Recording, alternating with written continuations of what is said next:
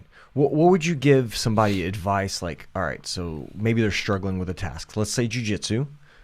How would you recommend somebody go about finding what maybe helps them get on the mats more consistently? I mean, is there anything you think? So you said the gratitude, like a gratitude journal. You gotta go back and ask yourself why you're doing it. Why you're doing it. Why are you doing it? Like, why are you doing it? What's your purpose? Like, why? Like, again, like the number 85, podcast number 85, where we talked about the deeper reasons that you're training. That podcast, I got a lot of messages from you guys from that one.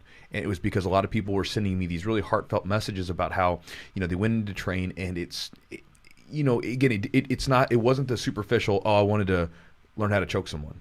It wasn't that. It was like there was different stuff going on. You don't stick if that's the reason you don't stick around. Yeah, exactly, right? And so, and even in Costa Rica, when we were on the Costa Rica trip, we were up on this hillside. I don't know if I've talked about this yet on the podcast or not. We were up on this hillside doing this sunset rolling session. So basically we were, and then I was just curious. I got everybody in a big circle. I was like, hey guys, let me ask you guys a question. Why do you train?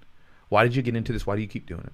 And you found all these these really heartfelt reasons. Some of them, dude, I was like trying to hold back a couple tears. They weren't the superficial, silliness that people a lot of times think. Right. It's like there's a deeper drawing to do things. And I think that a lot of times that's there in so many things. Like there's deeper reasons when you break them down. We a lot of times accept the superficial, but then when you dig deeper into it, you're like, well, what is the real reason to this? Like, get down into it. Like, why are you really doing this thing?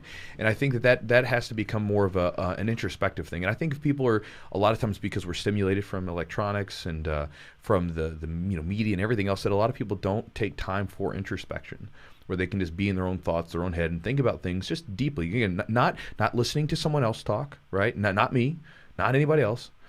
Listening to your own thoughts on what you think and what you believe. Because again, your subjective experience is different than mine. And again, I think everybody has to do some self-assessment and kind of take in their own, like, what do I think? No, not what this guy's quoted, but what do I think? Because I remember I got a message from a guy, an email guy, or one of my emails, because I sent out this in an email on Monday. One of the guys sent me back an email dropping someone's quote about discipline. I'm like, cool. What does that mean for you? Like, how's that working for you? Is it helpful? Like, are you disciplined enough? Are you hitting all the stuff that you're supposed to be hitting, or are you dropping the ball somewhere? Again, for me, it's like I just don't operate that way.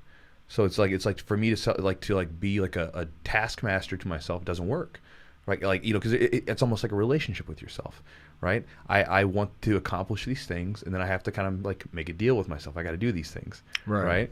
And so again, me just trying to bludgeon myself to do the damn things doesn't work. But when I think about the deeper reasons as to why I do things, and I really get down into it, and a lot of times I'll just do, this is the simple idea that I use. As I've gotten older, I'll take just a blank sheet of paper and just write out, why am I doing this? Mm-hmm. Ask yourself a question, see what comes up. Just journal about it, and then see what happens. Because a lot of times you find some interesting stuff. And then, hang on to that thing.